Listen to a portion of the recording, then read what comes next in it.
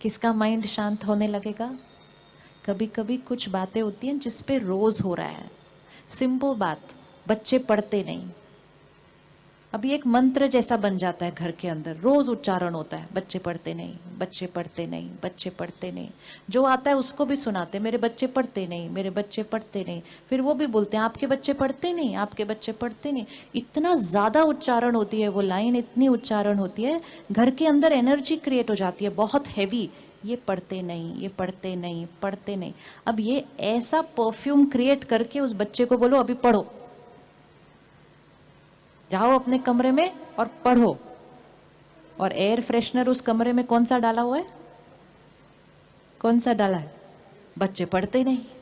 वो सारी वाइब्रेशन उनके मन की स्थिति पर आती है, वो बैठते हैं पढ़ने के लिए, 5 मिनट कोशिश करते हैं, सारी एनर्जी उनको मिलती है, बच्चे पढ़ते नहीं, पढ़ते नहीं, पढ़ते नहीं। किताब बंद करते हैं, कहते हैं मेरा पढ़ने का मन नहीं, मैं जा रहा हूं, फिनिश्ड।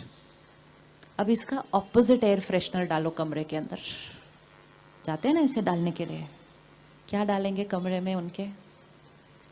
बताइए क्या डालेंगे उनके कमरे में? एयर फ्रेशनर कौन सा डालेंगे? साफ करो, शुद्ध करो उस हवा को। उन्होंने बैठ के पढ़ना है वहां पर।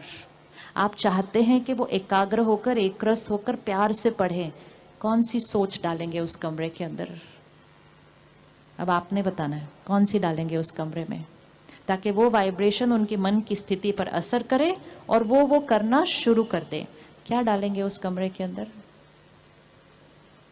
बताइए क्या डालेंगे उस कमरे के अंदर? ये याद रखना है, ये सिंपल साइंस है।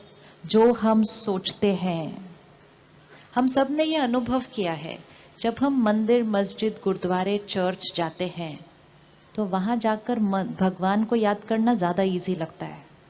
घर में कोशिश करते हैं तो मन इधर उधर भटकता है, तो हम कहते हैं नहीं मैं मंदिर जाता हूँ, मंदिर जाकर मेरा मन बुद्धि एकाग्र हो जाती है। घर में इधर उधर भटकती है। क्यों ऐसा? भगवान जी क्या सिर्फ मंदिर में होते हैं? नहीं, भगवान जी को तो कहीं भी याद कर सकते हैं। फिर मंदिर जाके ज्यादा अच्छा क्यों कंसंट्रेट होता है, घर में क्यों नहीं होता है? क्यों नहीं होता? क्योंकि मंदिर में, मस्जिद, गुरुद्वारे, आश्रम में सभी जो आकर बैठते हैं वो वही थॉट क्रिएट करते हैं। जो सभी आते हैं वही थॉट क्रिएट करते हैं। हर एक परमात्मा को याद करता है, उसकी एनर्जी अपने अंदर भरता है, वो ही वाइब्रेशन उस जगह में होती है। जो नया जाएगा उसकी भी वही थॉट चलेगी। अब आप चाहते हैं उस कमरे में, उस घर में बच्चे एकाग्र होकर पढ़ें, तो कौन सी वाइब्रेशन क्रिएट करनी चाहिए उस घर की? कौन सी वाइब्रेशन क्रिएट करनी चाहिए जिससे जिसका न पढ़ने का मन भी हो ना, उसका भी पढ़ने का मन हो जाए? पावर है हमारे पास। हमारे पास इतनी पावर है कि जिसका पढ़ने का मन हो उसको भी डिस्टर्ब कर सकते हैं हम। और हमारे पास इतनी पावर है जिसका न पढ़ने का मन हो उसका भी पढ़ने का मन कर जाए, अगर हम वो वाइब्रेशन उस घर में, उस कमरे में क्रिएट कर देते हैं। तो कौन सी एनर्जी डालेंगे उस घर के अंदर? अभी वैसे भी फरवरी मार्च आने वाला है, पता ही नहीं चलेगा, 2 महीने में आ जाएगा घर में माहौल। अभी से साफ करनी पड़ेगी हवा, उस दिन पे थोड़ी कर सकेंगे।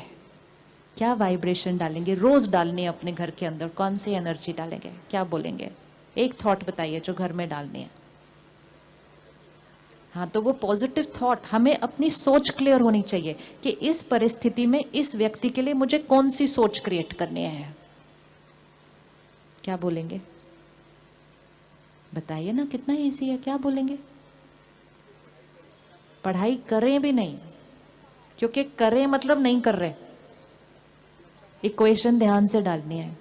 इनकी एकाग्रता शक्ति हाईएस्ट है, शक्तिशाली आत्मा है ये, powerful soul. Concentration power highest है, अपनी क्षमता से ज्यादा पढ़ते हैं और सफलता इनके लिए निश्चित है।